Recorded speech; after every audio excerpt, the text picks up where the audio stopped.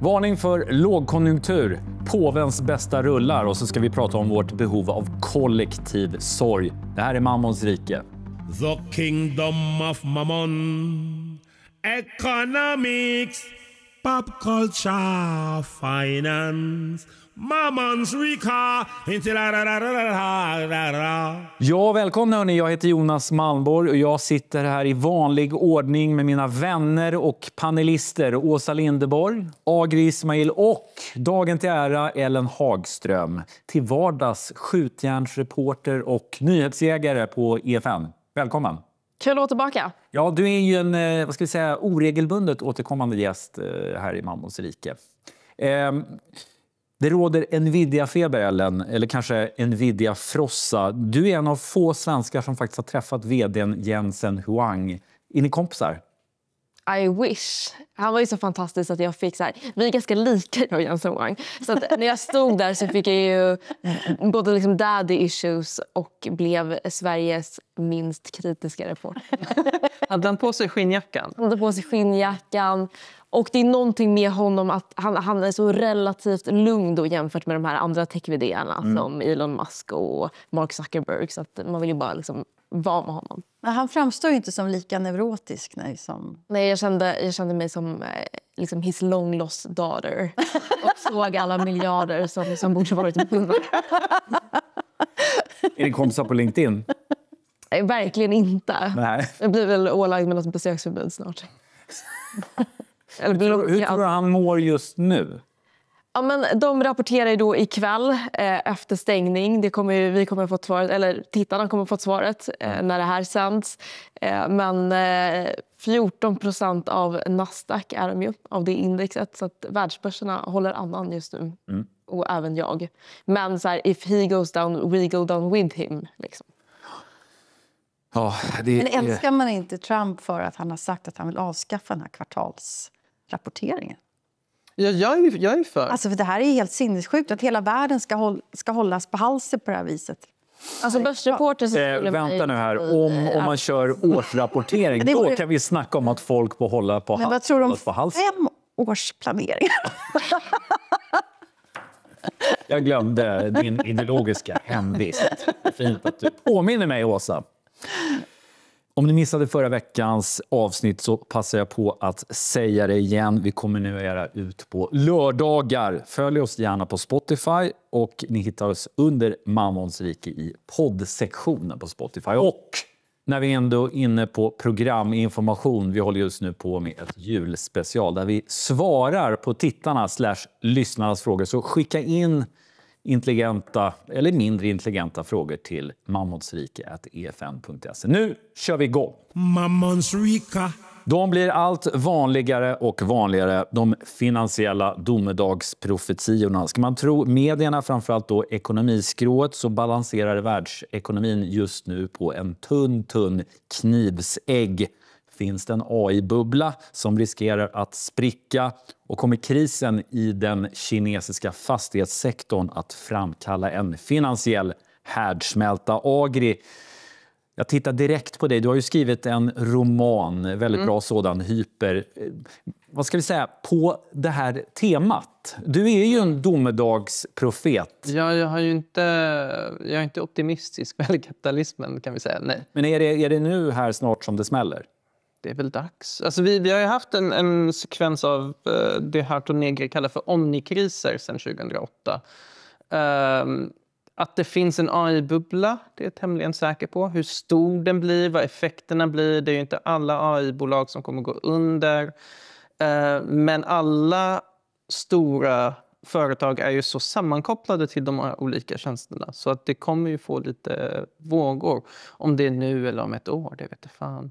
Men det är väl, du vet säkert det här, det är typ 7 företag som har så här 70% av tillväxten hela året i USA. Så det är ju, allting är koncentrerat mer och mer och mer. Ja, det finns en ganska stor asymmetri. Ja, så om någon av de här börjar vackla lite, då är det ju inte långt kvar till att korthuset faller. Det saknas ju inte direkt indikationer eller tecken i tiden. Det matematiska geniet från Michael Lewis' The Big Short, Michael Burry, som förutsåg och tjänade storkovan på subprime-krisen, Han blankar techjättarna Palantir och Nvidia.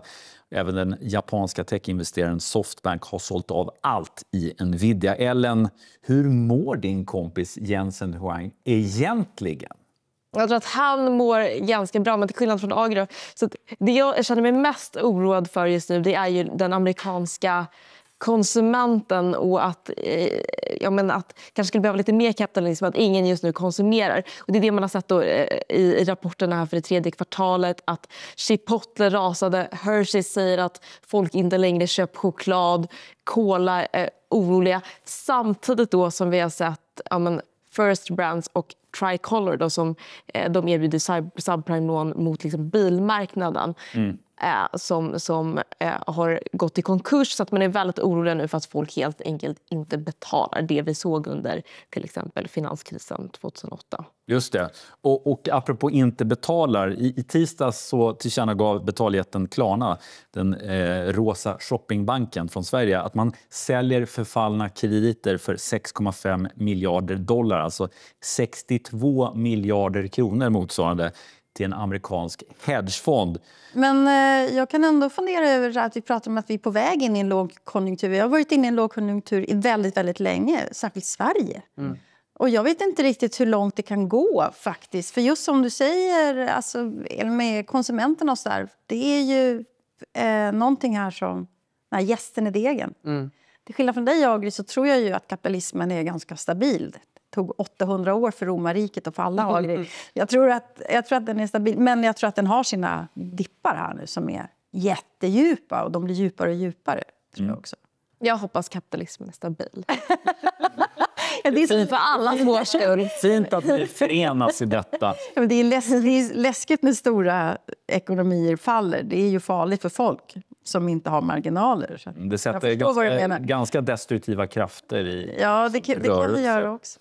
Vi är lite inne på det här som modernt kallas för recession indicators, och TikTok svämmar just nu över av just dessa. No, you don't understand. Alex Earl's bun at Coachella is a recession indicator. Picture this. The year is 2008. The stock market in the gutter. The subprime mortgage crisis in its prime. We see Britney Spears emerge, extensions visibly on display. We are all hanging on by a thread financially, and this bun is the scissor that's going to cut us all loose. Only time will tell if the babysitter bun is truly a recession indicator, but I know a portentous omen when I see one. Post-war, after the Second World War, Son of Dracula, House of Frankenstein, House of Dracula. 2008, Great Recession, what comes out? Twilight. 2025, what comes out? Sinners. Empire, popularity, recession indicator. You have turned me. I believe that. That makes so much sense. I get it. A recession indicator that's not just the hemline theory. That was true in 2000, 2008, and 2020. Stark increase of people registering to take the LSAT, sitting for the LSAT, applying to law school and kvinnors frisyrer, antalet sökande till juristutbildningar, längden på kvinnors kjolar. Det är ju en klassisk sån här indikator. Började väl någon gång i början av 1900-talet så kunde man se detta. Men förklara för oss som kanske inte kan lika mycket historia som du. Vad är sambandet mellan längden på kvinnors kjolar och konjunkturen här? Under glada 20-talet så var det ju korta kjolar, det snyggaste decenniet som vi har haft, om de frågar mig. Då trodde man på framtiden? Ja, gjorde man. Och det gjorde man på 50-talet också, korta kjolar. Men sen så under depressionen på 30-talet och under andra världskriget så var kjolarna långa eller vad korta.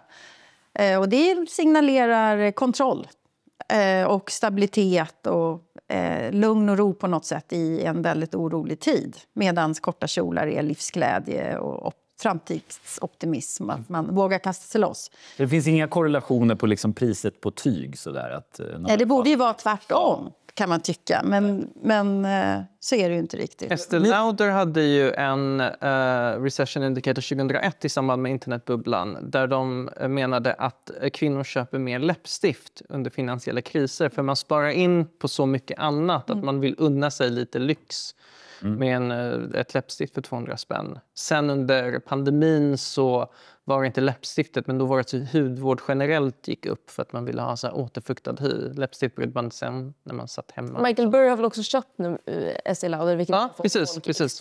extremt stressade då. Men det kan ju vara en recession indicator som vi ser här och nu. För jag menar att vi har rekordhög arbetslöshet, bostadspriserna står och stampar. Men är det bara jag som tycker att man konsumerar smink som aldrig förr? Nej, men det gör vi ju. Är det något som men det har ju också att göra med att vi är mer synliga på sociala medier och vi har väldigt mycket skärmmöten och då vill man vara fin och så där. Under pandemin så ökade ju viljan till att skönhetsoperera sig rejält till exempel. Jag tycker att jag ser tecken på att vi tror att vi är på väg in i ett krig. Jaha. Dels att vi bunkrar och sådär, att vi allmän beredskap. Men också om man tittar på vad det är för kakor och bakverk som är i svang just nu. Så är det till exempel Kronans kaka som är gjord på potatis. Med lite, som är så här lite rejälare, billigare doningar än annat och så. Och det är också Dubai-chokladen är på väg ut. Ja, jag vet inte, men det här andra kommer också in. Husmanskosten, att man ska lära sig hantera vitkål och den här typen av, och det är dessutom nyttigt såklart. Men att det finns en romantisering skulle jag säga kring andra världskriget lite grann. Ja, lite... Man borde varna för det, men också att konstigt nog så har vi någon idé om att världen ändå var bättre än den är nu. Jag har ju en personlig recession indicator som har med bakelser att göra också. För att i år så kommer jag inte köpa Christian Diors jultårta som de gör. Skam går på torra land. Hur har det varit? Måste jag få... Vad är det för någonting? Det är en bûche de Noël som är typ Frankrikes svar på rulltårtan. Ja. Godare, men det är i princip samma sak och täckt i choklad och så. Men de är väldigt vackra. De är väldigt, väldigt vackra och väldigt goda såklart. Och vad kostar de? Jag tror att årets kostar 130 euro. Right. Och det gör vi inte, helt enkelt. Och det är ett tecken i tiden. Ja, det må jag säga. Agri håller i slantarna.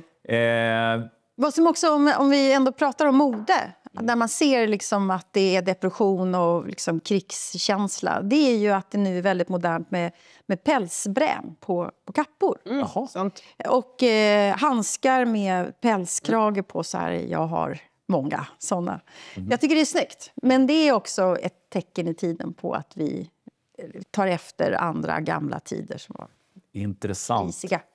Vi befinner oss i Mammons rike, men vi är faktiskt också en del av EFN. Och där har vi en hel ekonomiredaktion att tillgå i fråga om kunskap. Så jag gick ut och frågade vad mina kollegor på redaktionen såg för recession indicators. Ett exempel på lågkonjunktur är företaget Repellos nya reklamfilm med Kristina Skolin och Pernilla Wahlgren. Pengarna ska in även i de tjusiga salongerna. Då är det lågkonjunktur på riktigt. Jag frågar mig i alla fall om det här Black Week som verkar bli Black Month, alltså en allt mer expansiv realisation från den svenska detaljhandeln, är ett tecken på att konsumenterna fortfarande håller igen. Jag är från Jönköping, det finns ingen karaokebar kvar. Restauranger bommar igen, man får liksom äta middag ute på den lokala pizzerian och samma börjar hända även på Stureplan. Jag tyckte det var tomt på Astoria sist jag var där, hört att det ofta är så. Jag tror att second hand-trenden kan vara ett tecken på lågkonjunktur. Det kanske är så att vi inte bara vill fynda utan kanske måste fynda. Dessutom så har mitt fackförbund höjt medlemsavgiften. Inget bra tecken. Indikationer som jag ser är väl kanske så här spirituella lösningar. Mycket tjejkompisar som pratar om så här tarotkort på TikTok. Men om man vill gärna bli struken medhårs, höra att liksom framgång kommer min väg, pengar kommer min väg, kärlekslivet kommer lösa sig. Så det är ju skönt. Ja, Kristina Skolin och Pernilla Wahlgren gör reklam för råttalarm, Repello. Det är en indikator på konjunkturen. Konjunkturen går ner men cashen måste in. Och tomma restauranger. Det kom någon siffra häromdagen som var alldeles hisnande över hur många restauranger i Stockholm som har gått i putten. Ellen, du sitter väldigt tyst. Har inte du någon konjunkturindikator? Men jag har ju inte det. Men Petter Stordalen sa till mig förra veckan att den svenska och nordiska konsumenten mår bra, så att vi får lita på det. Då litar du på like he would know. Han kommer kommer från ett land som äger en oljefond. Liksom han och Jensen Wine som är de männen som vill lägga mitt... De säger att vår beredskap är god, så då är det det. Vi mår bra. Vi mår bra. Mammons Rika. Hej, Katrin Kielos här. Tycker du att det snackas för mycket om populärkultur och för lite om tullar och obligationer? Börja lyssna på Världsekonomin istället med mig och Claes Molén. Nytt avsnitt varje torsdag på efn.se och i EFNs app. Mammons Rika. Lite snabba nyheter från de gångna dygnen. Rättegången mot influensen Krippa satt igång i veckan. Och Krippa som individ kanske inte är världens mest intressanta. Men själva åtalet den kan få konsekvenser för hela influencerskrået. Tror ni det? Det är möjligt. Alltså det är ju ett väldigt snävt fall.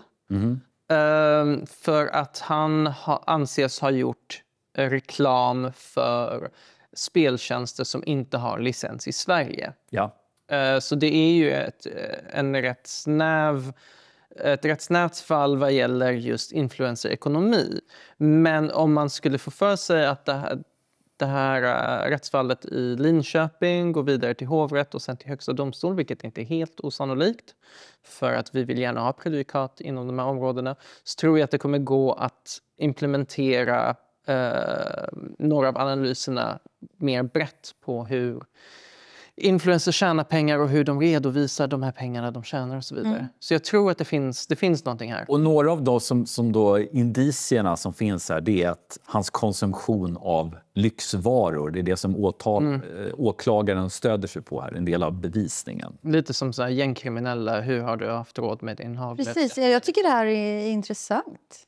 Det är spännande faktiskt. Det är första caset. I samband med att Hollywood-trion Kate Blanchett, Chris Pine och Viggo Mortensen besökte Vatikanstaten så avslöjade den nya påven Leo den 14 faktiskt sin filmsmak. Och hans hotlisten inkluderar filmer som Livet är underbart, både av Capra och Benigni, och Sound of Music samt Robert Redfords regidebut från 1980, En familj som andra. Jag tycker att den här listan är ganska uppseendeväckande. Vad tycker ni andra? Det tycker jag också, och den är lite hjärtskärande eftersom så många filmer handlar om familj. Och han har ju ingen familj. Han har ju ingen familj. Han har ju en brorsa. Det är pappor och det är barn och det är liksom, och det där har inte han. Men det är intressant för att Vatikanen gjorde en filmlista för JP den andre någon gång tidigt 90-tal. Där de bara, det här är filmer som är okej för dig att titta på. Och i den listan så hade de gjort liksom, de här har konstnärligt värde, de här har moraliskt värde och de här har, vad var det tredje? Det var erotiskt värde. Ja, tror det. Och det var liksom, och där fanns ju filmer som The Mission med och Passion de Jeanne d'Arc och så vidare. Så det finns liksom, det man skulle tro att Vatikanen premierar finns redan i en officiell lista. Aha, okej. Så det här var liksom kompletterande. Ja, det här är hans egen lilla Chicago-smak. Liksom. Men sen är det roligt med det här Letterboxd-greppet. Har ni appen Letterboxd? Ja. För där har man alltid liksom 4 filmer som man visar upp då. Och sen ska det säga någonting om ens personlighet. Och det gör man ju nu med liksom alla skådisar på röda mattan och nu då även på. Jag blir jättenyfiken. Vad står på din Letterboxd? Whiplash, Stand By Me och nu ska vi se här. The Dark Knight. Jaha, intressant. Ja. Får återkomma om detta. Jag bara noterar att Passion of the Christ var ju inte med. The Mission som du nämnde här, som handlar om fina jesuitmunkar som försvarar indianerna mot de här vidriga conquistadorerna. Men Two Popes var heller inte med. Det kanske var ganska lågt. Men det kanske också liksom lite nära. Ja, den kanske var lite snäll, hans lista. Samtidigt får man ju vara tacksam för att till exempel A Serbian Film inte finns med. I Rosens namn var inte heller. Nej, det får vi ändå vara ganska glada för. Julen nalkas så smått. Det märks inte minst på julpynt i stugorna och på julskyltningen som börjar breda ut sig över stad och land. I perfekt tid menar vissa, alldeles för tidigt menar andra. Vad tycker ni? När får man börja julskylta egentligen? Första advent. Jag har redan börjat. Du har redan Jag har redan bakat pepparkakor. Så... Herregud, jag är ändå förvånad. Vi är på hugget. Denna stoppkonservativa panel. Jag har barn så att jag Så vi håller på. tvungen. Jag gick ut på stan för att fråga vad svenska folket hade att säga i frågan. När får man börja julskylta egentligen? Jag skulle säga 1 november. 1 november? Ja. Men det är ju en månad före första advent. Ja, precis. Men det är så tråkigt i Sverige så här års. Och det är mörktid. Mycket bättre med julbelysning. När äter du din första lussebulle? Det måste jag erkänna att den åt jag i söndags. När får man börja julpynta egentligen? Så tidigt som möjligt. 1 oktober? Typ om man vill. Det är upp till var och en. Ja, lite tidigt är det. Men du är ändå liberal. Så är det varje år tycker jag. Så att det är nog inte, man kan nog inte göra mycket åt det. Hur tidigt får man egentligen börja julskylta? Ja, jag skulle säga 13 december, ja. Varför vara så tidig? Det är ju bara köpmännens business. När får man börja julskylta? Nu. Men det är ju fortfarande november. Ja, men 1 december. Klass. Hur tidigt får man julpynta? Jag tror man får bestämma själv faktiskt. Det är min nya grej. Ja, men det finns Lev och låt leva. Men det är ju bara simpelt kommers nu för tiden. Ja, det är sant. Men det slår mig just att min julkrans från Afro Art hänger fortfarande på min dörr sedan förra julen. Så i princip året runt? Ja, varför inte? Jag tänker det. Det nya. Lev och låt leva. Min pappa har redan klätt granen. Din bonuspappa? Ja, jag älskar det. Men då måste man slänga ut den så tidigt. Nej, men han har ju en plastgran. Min pappa är ju verkligen miljö- och klimataktivist skulle jag påstå. Ja. Han vet ju då att plastgranar faktiskt är mer miljövänliga än såna där.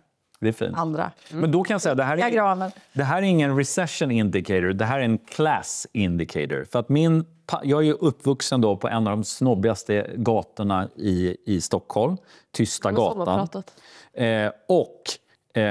Det är så intressant när man är hemma hos mina föräldrar, som nu bara är min pappa, då är det så att på juldagen eller på annan dagen, då kastar alla ut sina granar. Varför det? Jo, för att de firar julafton hemma på Tysta gatan och sen så drar de till Alperna eller Mauritius eller vad fan det är på juldagen. Det är helt sjukt. Så julgran, den ska inte ha stått och barrat när vi kommer tillbaka från Gestad på nyårsdagen. Då kan vi väl kolla krisindikatorn i år då, för att se hur många granar som faktiskt... Men jag tror att de är så jävla rika, de här människorna. Att de köper ändå. De är helt konjunkturresilienta. Keep watching the kingdom of Mammon. Keep watching the kingdom of Mammon. Förra fredagen så brakade en dubbeldäckare in i en busskur full av väntande pendlare på Valhallavägen i centrala Stockholm. 3 personer omkom och 3 skadades allvarligt. Åtskilliga fler chockades svårt. Och vi ska inte diskutera den här tragiska olyckan eller dess orsaker, utan väl de reaktioner som olyckan framkallade i medier och i samtal på nationell nivå, kan man väl säga. Om vi börjar med, hur fick ni information om den här olyckan? Hur reagerade ni? Gud, jag skäms så mycket. Jag fick ju en notis, jag tror det var på Expressen, buss kört in i busskur. Och jag visste inte vad busskur betydde. Nähä. Så jag bara, är det en busshållplats? Jag visste inte, så jag fick googla det och sen bara, oj, herregud. Det var min första. Som journalist vet jag inte riktigt när jag fick det där. Men jag reagerar på att man säger 3 personer har förlorat sina liv. Det är ju fruktansvärt och flera skadade. Men vi har en busschaufför som också har fått sitt liv förstört i det här. Och att man pratar aldrig om honom som ett av offren. För att allt tyder på att han blev sjuk. Det var inget terrorbrott som man först trodde. Det var liksom inte någon som var på fyllan eller någonting sånt där, utan han drabbades av någonting. Så han är en av de som har fått sitt liv förstört i det här. Så mina tankar även till honom. Ellen, vad säger du då? Fick du liksom skräck av att nu är det ett nytt terrordåd? Jag var inne på nyhetsredaktionen och vi började få lite bilder dit. Nu är det inte någonting som vi bevakar. Men först trodde man såklart att det var terror, väldigt stressad, givet att jag har många kompisar som går på KTH. Såklart. Mediernas intresse det är en sak, men politikernas en annan. Ulf Kristersson besökte nämligen olycksplatsen dagen därpå, la ner en blombukett. Magdalena Andersson dök upp och hedrade offren. Även Nooshi Dadgostar var där och tände ett ljus. Och det här är ju en företeelse som har blivit allt vanligare. Både Ulf Kristersson och Magdalena Andersson var ju till exempel på plats i Skärholmen efter att Mikael Janicki mördades där. Vad tycker ni? Jag känner på något sätt att det här är väldigt dubbelt. En del av mig tycker att det är lovvärt och fint att partiledarna går dit och hedrar på något sätt offren. Men en annan del tycker att liksom, de har inget där att göra. Vad tycker ni? Och när det är på något sätt svårt att dra en linje när de har där att göra, när de inte har där att göra. Alltså man tänker att det här är en arbetsplatsolycka där även civila drabbades. Då kan man ju undra varför inte politikerna åker till alla arbetsplatsolyckor. Det var ju en hissolycka för ett par år sedan där väldigt, väldigt många omkom. 5 personer omkomna. På ett bräde. Det var liksom inga politiker som åkte dit och var de här katastrofparasiterna som jag tycker att politiker ibland kan bli. De ska dit och liksom visa, de ska tolka nationens sorg och vinna egna poänger. Ibland tycker jag det är rätt att politiker åker iväg, men att alla skulle ut i Skärholmen, det är ju hyenaktigt. Att statsministern åker dit, det förstår jag också. Men den här bussolyckan, det förvånade mig lite faktiskt. Jag tror att din första reaktion om att det här kanske var terror är det som ligger till grund för att man ska dit. Även fast det har visat sig att det inte hade någonting med det att göra. För vi är så vana vid att stort fordon, människor, terror. Liksom. Drottninggatan. Nice, Drottninggatan.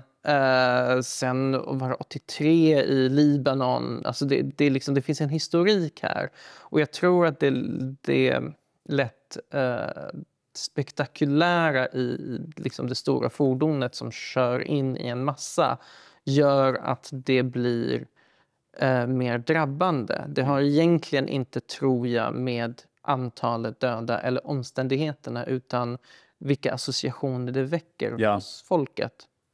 Tror jag.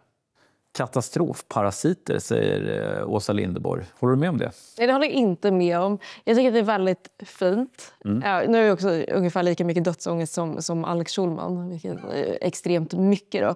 Så för mig har ju det här en lugnande effekt med de här blocköverskridande mötena på platser där det har skett någonting hemskt. Men jag tänker, om vi tittar historiskt, jag har väldigt svårt att se framför mig att Olof Palme eller Tage Erlander eller för den delen skulle Gösta Bohman, att de besökte såna här olycksplatser och visade sin sorg. Nej, det gjorde de aldrig. Inte ens gamla kungen gjorde det. Och våran kung nu, Karl XVI Gustav, han gjorde det första gången under Estonia, så uttalade han i en radiohälsning då sorgen över det som har hänt. Han åkte ju inte iväg dit. Till exempel. Och sen kom tsunamin och då blev han ju liksom landsfaderlig. Men det är ett ganska nytt beteende faktiskt, att vi förväntar oss. Och nu har ju det blivit hans arbetsbeskrivning att han ska trösta folk. Han har inte varit vid busskuren då. Nej. Men nej. Alltså, men borde han ha varit där? Nej, jag tycker faktiskt inte riktigt det. Jag tycker, utan att, alltså, det är en fruktansvärd tragedi det som har hänt. Men jag tycker att man ska ransonera sig lite grann. Och med det vill jag inte förminska just de här människornas liv. Det är inte det jag är ute efter alls. Jag tycker det är intressant med vårt behov av offentlig sorg. Den kom ju med Lady Dianas död. Då blev det masshysteri och massorg. Och det var en tid när Storbritannien verkligen var på dekis. Och så fick vanligt folk som liksom inte har fått synas på väldigt, väldigt länge i Storbritannien. De fick gå ut på gatorna och visa sina känslor. Och det uppfattades ju som hotfullt nästan. Men sen så är det där någonting som har blivit institutionaliserat nu. Att vi har ett behov av kollektiva sorgeprocesser. Som jag tror avspeglar någonting annat i oss. Varför har vi det då? Ja, men kanske just för att vi saknar framtidsoptimism, det som vi pratade om alldeles nyss. Vi är ledsna överhuvudtaget. Tror jag. Och så behöver vi knyta band till varandra på något vis. Jag tycker det finns en bärande scen i den här filmen The Queen. där då han som spelar Tony Blair har ett allvarligt samtal med drottning Elizabeth och prins Philip att de måste gå ut och visa sin sorg. Det är visserligen mot protokollet för Lady Di är inte medlem i den kungliga familjen och de sätter sig på tvären, men till slut lyckas Tony Blair då övertyga dem om att gå ut och visa er sorg och sänk ner flaggan på Buckingham Palace på halv stång. För att just det finns en sån här en kollektivt behov av att tillsammans visa enhet. Men vad drottning Elizabeth gör där, det är att hon säger att nu talar jag till er som grandmother. Hon skulle också trösta 2 barn som hade förlorat sin mamma. Och som är drottning. Och det är det kungen gör också under tsunamin. Då pratar han om när han var barn och förlorade sin pappa. Då är han en av oss, han kliver ner och blir en av oss. Men han är ändå kung som ska trösta nationen. Det är retoriskt otroligt skickligt. Det är fantastiskt. Men det är inte många politiker har en bit kvar till det där och det är inte heller deras uppgift. Men jag tänkte just säga det, för det är ju inte det som partiledarna gör. Nej, partiledarna gör det för att jag antar att de flesta väljare får numera nyheter genom ideologiskt vinklade kanaler. Så om jag är så här hardcore vänster så vet inte jag om jag ser Ulf Kristersson om man går dit. Men jag behöver se någon. Så då går Nooshi dit och då kommer det in i mina flöden. Eller på sin höjd Magdalena Andersson. Liksom. Jag tror att det finns någonting där att man måste representera de sina för att samhället är så otroligt splittrat att vi inte ens kan enas om att statsminister talar för alla oss i det här fallet utan vi behöver våra små människor. Alltså det är på något sätt det är så polariserat som man har olika ledare. Men framförallt så har vi olika kanaler som plattformar som vi inte tar del av. Alla tittar inte på Rapport Aktuellt och lyssnar inte på Studio 1 längre. Nej. Utan man får sina nyheter på olika ställen. Och då är nog såna här Instagram-postningar kanske helt avgörande faktiskt. Det hade inte jag tänkt på. Jag har aldrig sett ett SD-klipp på Instagram. Algoritmen vet att jag inte... Så om Jimmy Åkesson skulle jag aldrig se det. Men han gör faktiskt inte det. Han åker inte iväg på sånt här. Är det så? Ja, nej, jag har inte sett honom göra det någon gång. Och det måste jag säga... det tycker jag är bra att han inte gör. Eller det låter som att det finns ett behov här av en landsfader. Jag ska inte säga en stark ledare, men en landsfader, en samlande på något sätt kraft som vi kan sörja tillsammans med och glädjas tillsammans med. Har vi det? Vem är din landsfader? Ja, kungen givet. Är det så? Är det så enkelt? Det är svårare så. Jag vill ju poängtera här och påminna kanske tittarna om att varken Ulf Kristersson eller Magdalena Andersson är nummer 2 efter kungen, utan det är faktiskt vår talman Andreas Norlén. Borde han besöka den här platsen som nummer 2 i hierarkin? Varför inte? Han är ju mer folkkär än de flesta politiker. Ja, men det är det jag menar. Han skulle till och med kunna läsa en dikt. Och han känns ju som en människa. Ja, det tycker jag också. Shop och Sally, bing, bing, bing, bing, bing, bing, bing, bing, bing. Inget Mammons avsnitt utan en riktig köp- och säljrekommendation. Och den kommer nu och vi börjar med dig, AG Ismail. Köp eller sälj? Jo, men den här veckan säljer jag ett AI-företag som heter 2A som släppte en reklam i veckan om att man kan filma sina föräldrar i typ 90 sekunder. Och så skapas det en avatar av din mamma eller pappa som du kan prata med resten av livet. När du känner dig lite så här, jag är gravid, jag vill dela det här med någon men den personen är inte här längre. Mamma, titta, jag är gravid. He's getting bigger. See? Oh, honey, that's wonderful. Hi, Grandma. Hey, Charlie. How was school today? It was really fun. What about the crush? Stop. Grandma, stop talking. Just tell me one thing. Look who's going to be a great grandmother. Oh, Charlie. Oh, congratulations. You would have loved this moment. You can call anytime.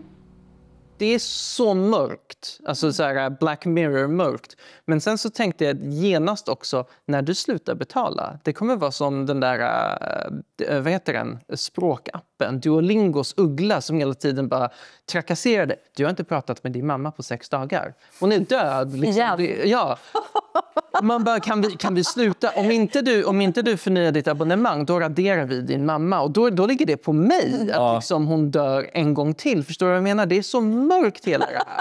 Och det är lite pastellfärger och lite så här ljusmusik. Och bara tänk vad vi har åstadkommit. Det finns en mörk baksida. Jag vill inte ha det. Two-way säljer vi. Two-way säljer vi. Rakt av bara.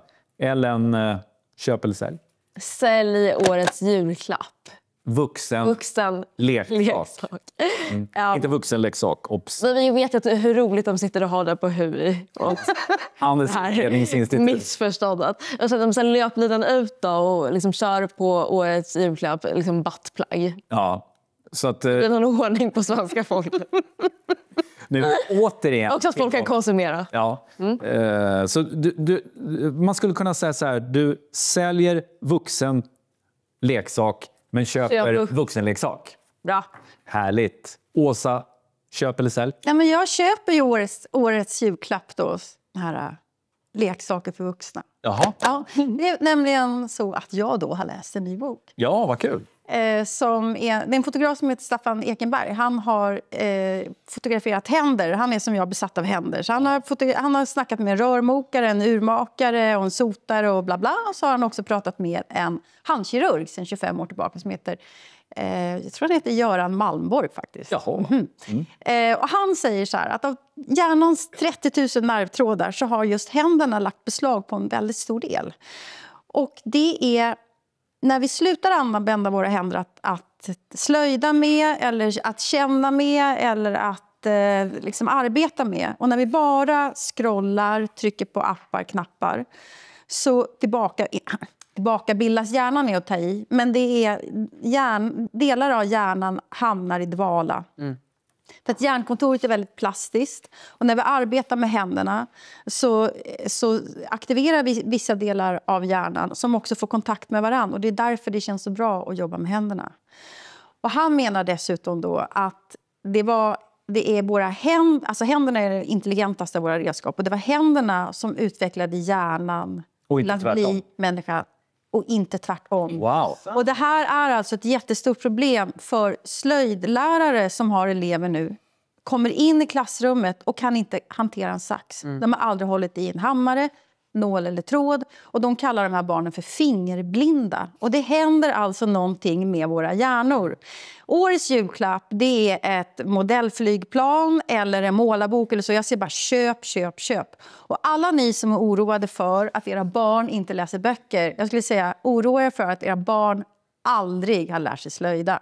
Eller pyssla. Tack för mig. Det var ord och inga visor här i Mammons rike. Vi tackar för att ni tittade, för att ni följer oss, för att ni prenumererar på oss och för att ni sprider oss i sociala medier. Men mest så tackar vi er för att ni har tittat eller lyssnat.